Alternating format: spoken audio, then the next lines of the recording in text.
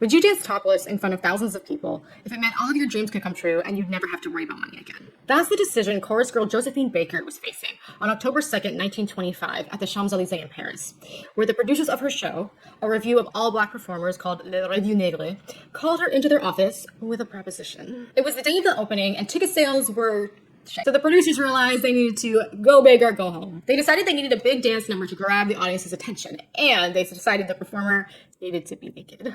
More on that later. That's when they called in Josephine. Now, Josephine naturally commanded attention on stage. Her physical intelligence, comedic instinct, and willingness to take risks set her apart from everyone else in the cast.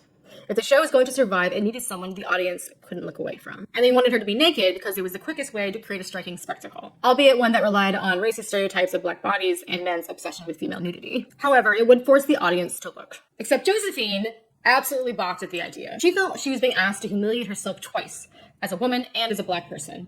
Not to mention, she was worried that the audience would laugh at her. She also knew there was a social cost. By taking the stage like this, she risked being labeled as scandalous or immoral, the very definition of a fallen woman in the eyes of society. The label carried real consequences beyond gossip. It marked a woman as socially and morally tainted, which led to ostracism and the loss of conventional opportunities, such as being suitable for marriage and respectable society. At the same time, she recognized that this could be her big break, after years of struggling to get out of the background of the chorus, and she understood that by refusing, the role would go to someone else. So what did she do?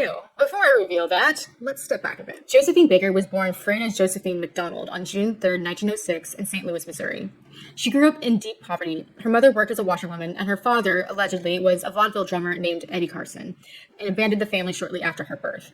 As a child, she worked odd jobs to support the household and dropped out of school by her early teens, performing on street corners to earn money. By age 13, she married her first husband, Willie Wells, though the marriage was brief. A few years later, she married William Howard Baker, or Billy Baker, adopting his last name and keeping it professionally for the rest of her life. During her teens, she performed with traveling vaudeville troupes and in chorus lines, developing her distinctive mix of movement, comedic timing, and physical expression. Her energy and stage presence made her stand out, sometimes creating tension with fellow performers who weren't used to someone commanding the spotlight so fully. Her growing confidence and visibility eventually strained her marriage to Baker. After she moved to New York to pursue her career, they separated, and they divorced eventually in 1925. Her performances in Harlem put her on the radar of white producers looking to mount an all-black revue in Paris. One of these producers, Caroline Dudley, offered her a spot in Le Revue Negre, and after some hesitation, partly because she was afraid of traveling by boat, Josephine accepted, sailing for France in 1925, which brings us back to our current predicament. Faced with the producer's proposition, a decision that could bring fame or fortune, or just leave her humiliated and judged and ostracized, she decided to go for it. But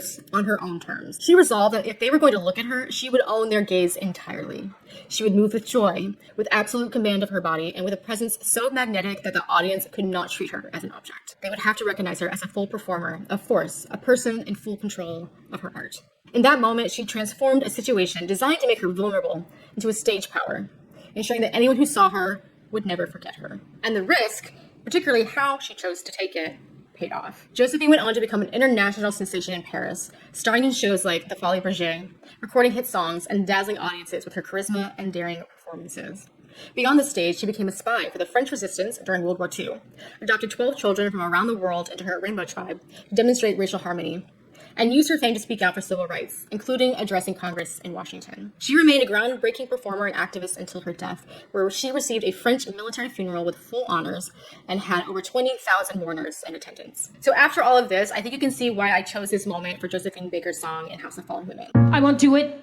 I won't. Are they crazy? This is a fig leaf with feathers and nothing else, like the day I was born. Except now in front of an audience, everyone looking at me and laughing. Oh no! The song is called Let Them Look at You, and in it, Josephine realizes that in order for a woman to reach her full potential and live life on her own terms, she must overcome the fear that society instills in her of being looked at. To overcome that voice in her head that tells her that commanding attention makes her a bad person and unfeminine. I will be debuting the first live performance from our New York concert this fall of Josephine's song this Sunday at 8 p.m. Eastern Time, and you can check the caption for more details. So, now that you have the full story, what choice would you make?